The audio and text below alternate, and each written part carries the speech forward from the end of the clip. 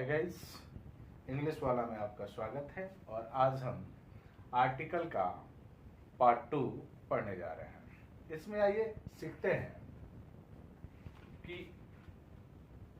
ए या एन यानी indefinite article तो हैं, लगाएंगे किसको। यदि कोई हम कह दे कि किसी नाउन के पहले हमको लगाना है आर्टिकल और वो भी इंडेफिनिट, तो इंडेफिनिट तो दो हुए, ए और एन, तो किसको लगाएंगे। तो इसको लगाने के लिए बहुत सामान्य विधि है, आसानी से आप इसको समझ सकते हैं और आसानी से आप इसको बना सकते हैं। विधि है कि जिस नाउन, जो नाउन दिया होगा उस नाउन का उच्चारण करना है, क्योंकि नाउन के जस्ट पहले आएगा आर्टिकल, तो हमें आर्टिकल लगाना है यहाँ यहाँ। तो इस नाउन का उच्चारण करेंगे। यदि उस नाउन का उच्चारण, पहला रूल कहता है कि यदि दिए हुए नाउन का उच्चारण, नाउन का उच्चारण नहीं, नाउन के पहला अक्षर का उच्चारण, नाउन के पहला अक्षर का उच्चारण, नाउन के पहला अक्षर का उच्चारण यदि वॉवेल यानी स्वर ध्वनि, स्वर ध्वनि यानी उसका साउंड कैसा हो, वॉवेल साउंड हो, स्वर ध्वनि हो, अर्थात हिंदी के अ, आ, ई आदि का हो, तो एन लगाते हैं। ध्यान देना है, कोई भी नाउन उठाएंगे और उस नाउन का उच्चारण करेंगे तो जो पहला अक्षर होगा, जैसे हमको कहना है एम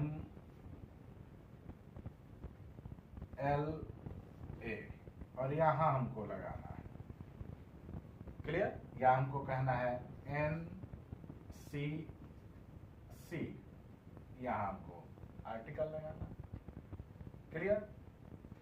या हमको कहना है अम्ब्रेला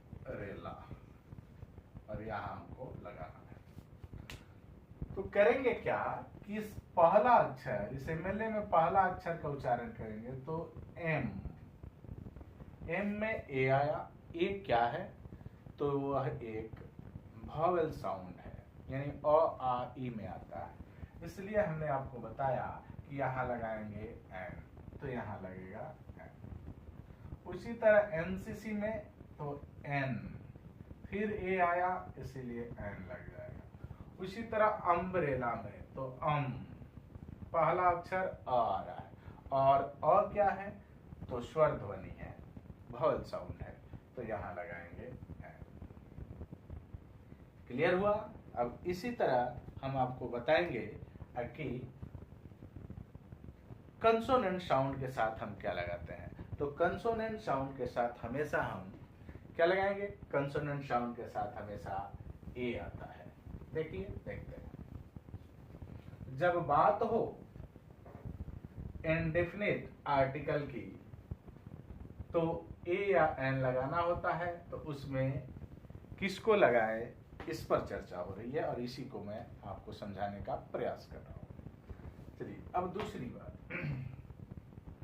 दूसरा नियम इसी का कह रहा है कि यदि दिए हुए नाउन का पहला अक्षर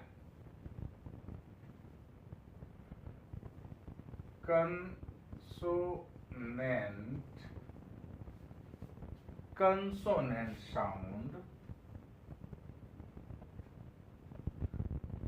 अर्थात क ख ग आदि का हो तो ए लगाते हैं, लगाते हैं। ध्यान से देखना है इसको। जैसे दे दे बीए या दे दे यूनिवर्सिटी, दो ही आप समझ लीजिए, बहुत आसानी से समझ में आ जाएगा। यहाँ बीए, तो इसको उच्चारण करेंगे तो बी किस में आता है? कंसोनेंट साउंड होता है, तो यहाँ ए हो जाएगा। उसी तरह यूनी, तो यूनी, यह किस में आता है? कंसोनेंट साउंड है, इसलिए यहाँ आंसर हो जाएगा आपका ए। तो आपने देखा कि कहाँ ए लगाना है और कहाँ एन लगाना है, ये बात हमने आपको समझा दिया, सिखा दिया। अब आगे बात करेंगे यूज का।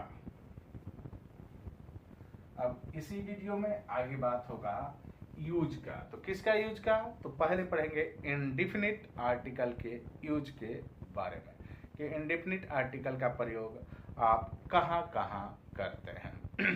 हेडिंग तो बनेगा यूज ऑफ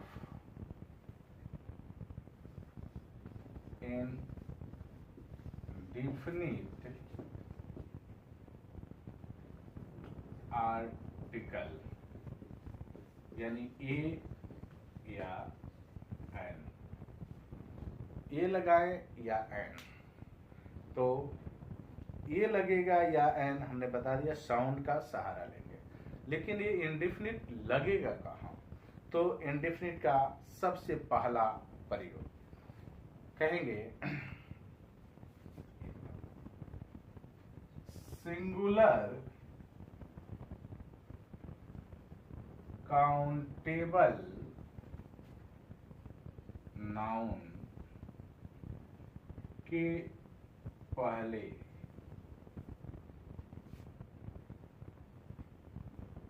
साउंड के अनुसार ए या एन लगाते हैं। साउंड के अनुसार आप समझ चुके हैं कि साउंड के अनुसार हम किसके बारे में बातें कर रहे हैं। चलिए तो देखते हैं, जैसे हो जाए कहेगा कि ही इज अ टीचर। यहाँ अ इसलिए लगा, ए इसलिए लगा क्योंकि यहाँ ये जो नाउन है इसका पहला अक्षर टी है, और टी का साउंड जो होता है वो कंसोनेंट का होता है। कहेंगे ही हैज एन एप्पल। ये एन इसलिए लगा क्योंकि यहाँ पर एप्पल साउंड जो आ रहा है दिए हुए नाउन का, वो एप्पल आ रहा है। एप्पल, ए और ए क्या है? कंसोनेंट, भावल साउंड है। तो भावल साउंड के लिए हमने आपको एन लगाना सिखाया है। तो आपने देखा, हमने कहा कि सिंगुलर काउंटेबल नाउन के पहले इंडेफिनिट आर्टिकल लगेगा, तो ये टीचर सिंगुलर काउंटेबल नाउन है और एप्पल भी यहाँ सिंगुलर काउंटेबल नाउन है, इसलिए इसके साथ क्या लग गया? आपने देखा कि इसके साथ हमने साउंड के अनुसार ए लगाया या फिर एन लगाया।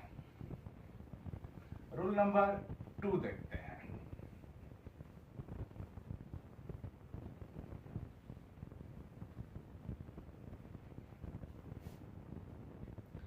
रूल नंबर 2 कहता है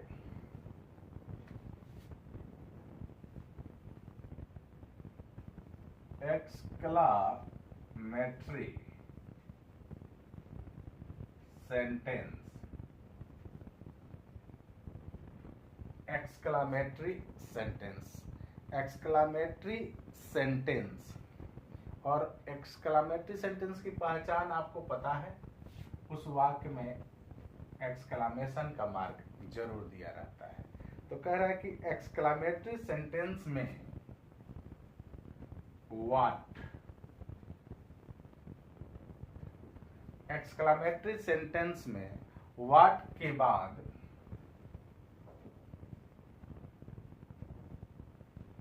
आने वाला सिंगुलर काउंटेबल नाउन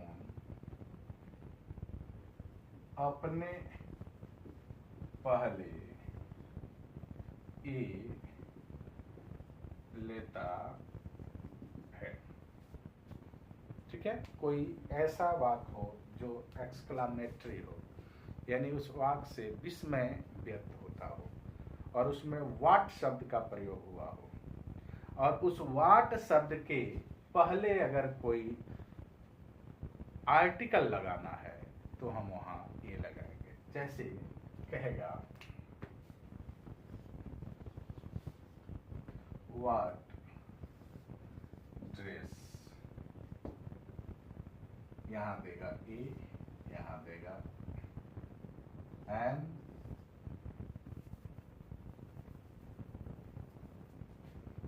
ए में देगा और बी में देगा एन और सी में देगा द और डी में देगा न। हमने आपको क्या बताया है कि अगर वाक्य एक्सक्लामेटरी है और उसमें व्हाट दिया हो तो व्हाट के बाद जो नाउन आ रहा है उस नाउन के पहले ए लगाना है। देखिए व्हाट है और ये वाक्य एक्सक्लामेटरी है। पहचान कैसे हुआ इस वाक्य का कि ये वाक्य एक्सक्लामेटरी है? तो एक्सक्लामेटरी में उसमें एक्सक्लामेटरी चिन्ह दिया हुआ है, मार्क दिया हुआ है। तो हमने यहाँ क्या लगाना है? ये लगाना है। ये हुआ आपका दूसरा रूल। आगे बढ़ते हैं और देखते हैं।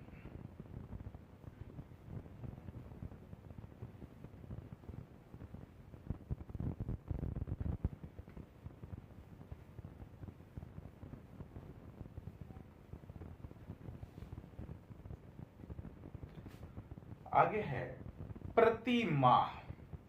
क्या कहें? अगर हम कहें कि प्रति माह या प्रति वस्तु कीमत, प्रति माह या प्रति वस्तु कीमत, रोल नंबर 3, प्रति माह या प्रति वस्तु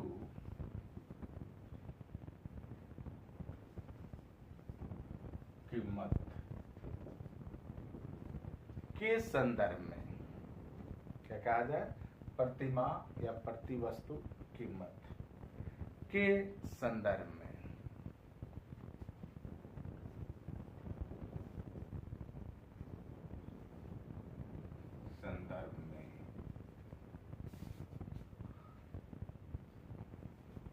आने वाले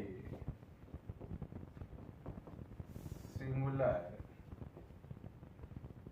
नाउन के पहले ए या एन साउंड के अनुसार लगा दे। साउंड के अनुसार यानी देख लेना है कि आने वाला जो नाउन है वो किस तरह का साउंड ले रहा है, उसका पहला अक्षर किस तरह का साउंड ले रहा है। जैसे कहे कि ही अर्न्स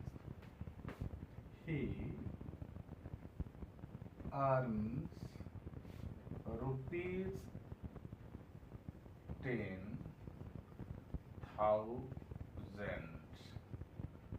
अ मंथ।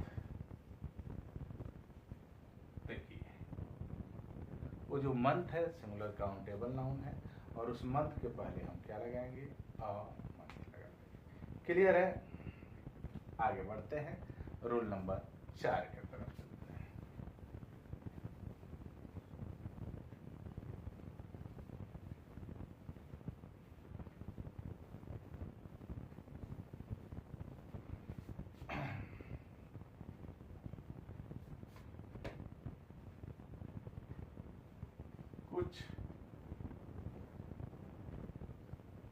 गिनती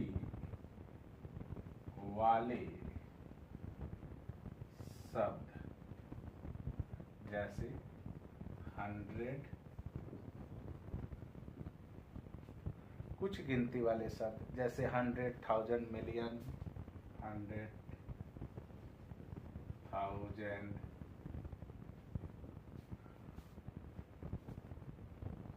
मिलियन, बिलियन, कॉपल,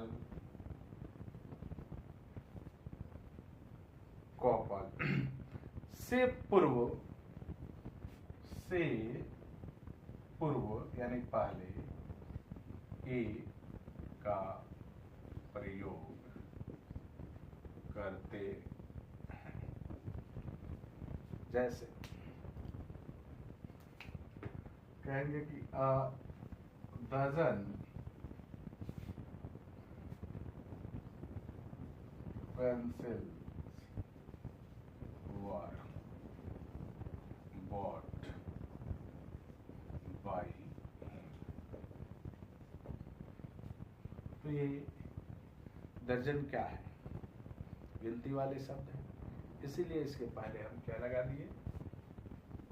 अब साउंड तो समझिए सकते हैं कि यहाँ क्या साउंड हो रहा है। क्लियर? आगे बढ़ते हैं। होता क्या है कि किसी किसी वाक्य में वर्ब का प्रयोग एज ए नाउन के रूप में किया जाता है, ठीक है?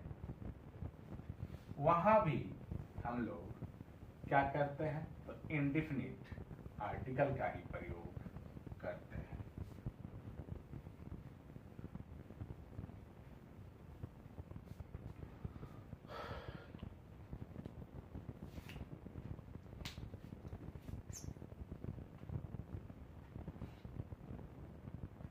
चौथा रूल है, कहेंगे जब वर्ब का प्रयोग नाउन के रूप में किया जाए तो उस वर्ब से पूर्व यानी पहले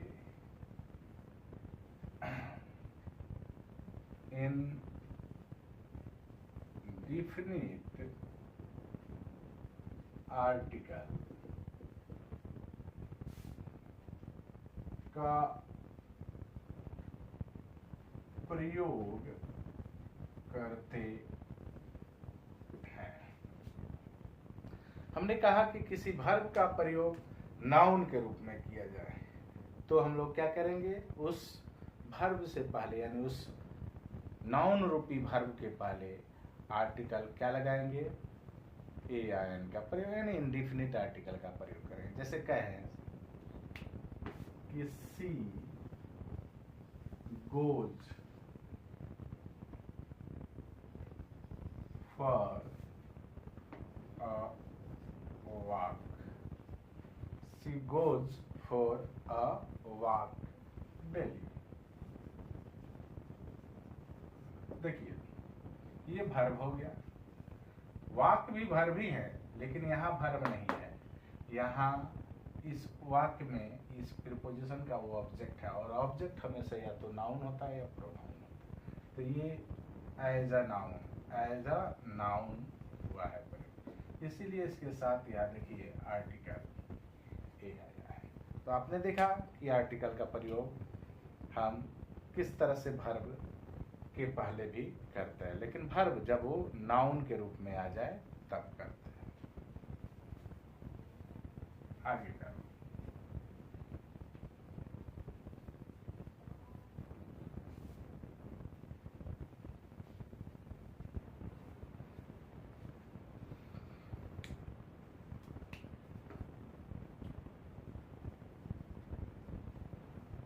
Many,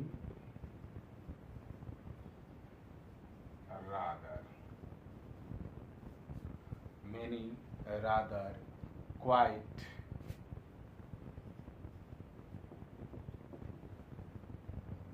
सच। ये देखिए, ये कुछ शब्द है, याद कर लेना है कि मेनी, रादर, क्वाइट, सब के बाद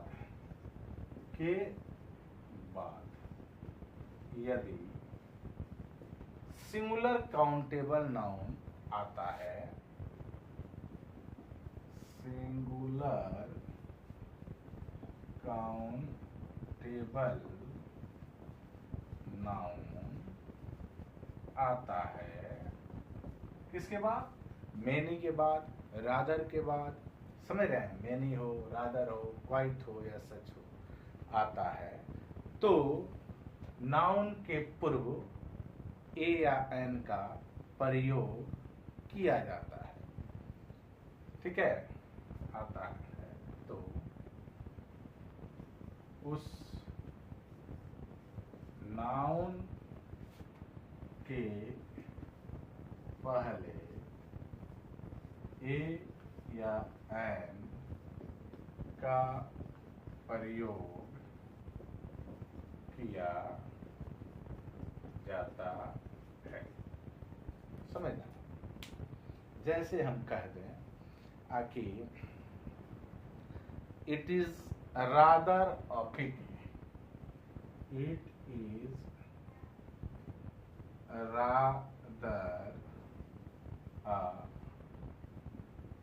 मैंने it is rather a pity, क्या कह रहे हैं? It is a rather pity. तो देखिए, या मैं कह दूं इट वाज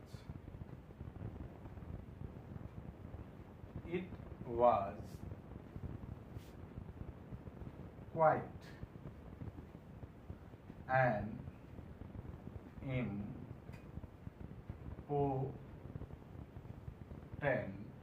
वर्क। ध्यान दें, क्वाइट के बाद और इससे आगे। ये हुआ आपका आर्टिकल का प्रयोग, आर्टिकल ए या एन का प्रयोग। आइए, अब मैं जो वीडियो बना दूंगा अगला, आर्टिकल का पार्ट 3, उसमें डिफिनिट आर्टिकल का यूज बताऊंगा। फिर मिलते हैं, तब तक के लिए गुड बाय।